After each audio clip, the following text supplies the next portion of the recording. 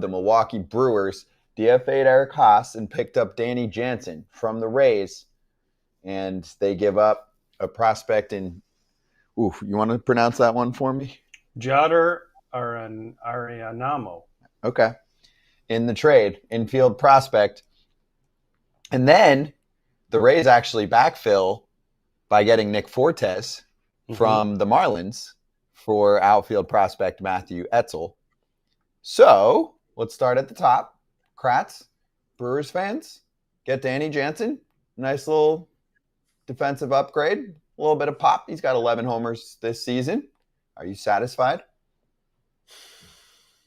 Sure. I mean, satisfied with what? The upgrade over Haase? I always like Eric Haase as a person. I love his story, all that stuff.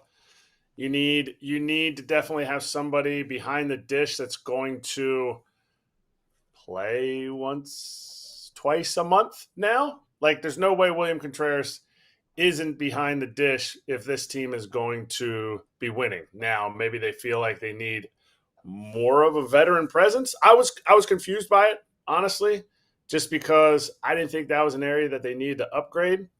Seems like a small move, but it adds a little bit more right-handed thump. Not a lot, but I feel like Eric Haase brings right-handed thump too. So I was confused by it, but it's kind of just a little blip on the radar. It's cool for Danny Jansen. He gets to go home. Danny Jansen and William Contreras have almost an identical Baseball Reference WAR, almost an identical OPS plus. William's not been nearly as good as he was last year. Here's my Danny thing. Jansen is, I mean, he's not a great framer. Signed for next year's too? Next year also? No, I think it's just a one-year deal. Is it a one-year deal he signed? I thought he signed a 2-year deal with him. I'll double check, but I think it's one. 1 year? Give me a second. I'm pretty sure. Now, 1 year, $8.5 million deal for 2025. Had multiple year offers, but wanted to bet on himself coming off a down season. Okay. So no, it's one. Well, I don't know. I mean, if you're Danny Jansen, he was playing a lot in Tampa. He's going to go to Milwaukee and not play a lot. Is that why he was sitting in the dugout for a while? He's like, I want to play. Waiting. Especially as your free agent year, you want to play. There he is, still in the Rays dugout. At least he didn't do what Randy Arozarena did last year and go sit in the stands while he could have been in Seattle. Mariners fans are pretty happy with him, though. Yeah. And the Rays replaced him with Christopher Morel. How'd that go? Randy's having a banger year. I know he is. He's having free a agent banger year. I think he's got one more year after this. But anyway, for Jansen, Kratz, he might get more playing time than you think. I think you're looking at potentially 2 starts a week or more, and the Brewers making sure that Contreras doesn't wear down as they now look like a playoff team. Jansen is a quality AB, gives you some pop. He ranks well in some defensive categories and poorly in some others. Not good on the framing side, not good at catching runners, really good defensively, blocking baseballs, calling games, stuff like that. Always has a good rep there. Blocks above average, 95th percentile. That's important, especially in big games. A lot of Rays pitchers. What are you looking at me for? Yeah, what? I mean, I can explain that because, and I'll say this based on the analytics of playing for the Rays, they want everybody to set up right down the middle, and they want their pitchers to throw the ball top of the zone and middle down. They're not going east to west off the plate down. So blocking, it's not subjective because it's a number. It is very – you could put the same guy in there and be 95th percentile. To me, the Brewers do value receiving, and historically the last 7 years-ish, they've brought guys in that have increased their receiving. So maybe they see a value that they could help increase his receiving. Again, though, do you really think that if your team is going to make a deep run in the playoffs, which I think this is what the Brewers are trying to build their team to do from here on out, like, it's not with William Contreras behind a dish? Like, you think they're going to go to not a platoon, but like a little bit less William and a little bit more Danny Jansen?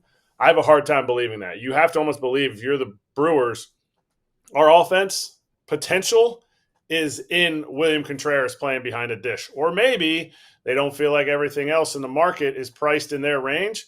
So they're looking to maybe put William at DH a little bit more and have somebody like Danny Jansen that they can play closer to a split role behind the dish. But Contreras, I think, has to be a guy till Rhys Hoskins gets healthy.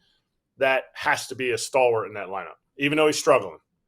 Yeah, and you just want to make sure that he's good to go for October. That's been a problem in the league, especially lately, is keeping the guys fresh and keeping their bats in a good spot. Catchers not wearing down. Yeah, but William Contreras wants to play every day. I know he does. He He's still going to play every most day. days.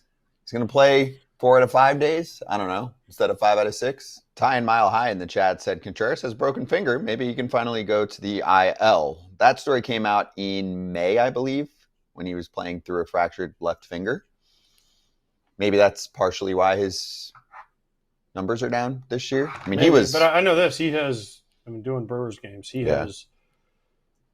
He's put a lot of pressure on himself. William has, because he wants to perform, and his power has gone way down this year. He's lost his power. Maybe it's the finger. But he had lost his power before that. Right. Okay. Well, this will help. It's good to have a guy that you know can start a playoff game for you behind the plate. Danny Has Jansen's had a nice experience. career. He's had a really nice career. By the way, real quick, the Miz, 40 pitch, 3-run first. And then after the game, he's like, yeah, I knew they couldn't get me. He said it in like the nice kid kind of way. He also only went 3 innings. I know.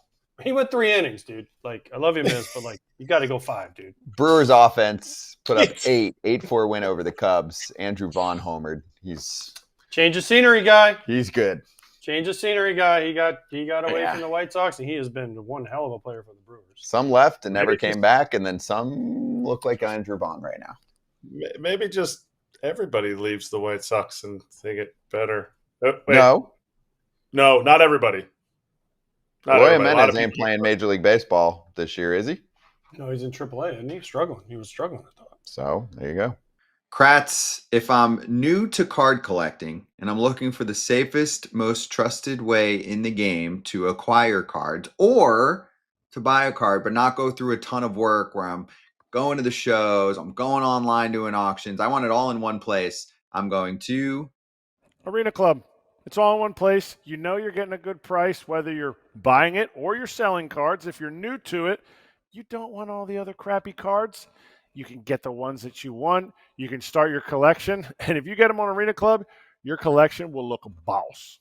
That's right. And may I mention, they also have Pokemon cards in those slab packs that we talk about every week. You can rip a pack for as low as $25 and hit on a card that's worth tens of thousands of dollars because every pack has grails that are at least 20x the price of the pack. So get involved at arenaclub.com/foul. Use the code FOUL to get 20% off your first slab pack or card purchase.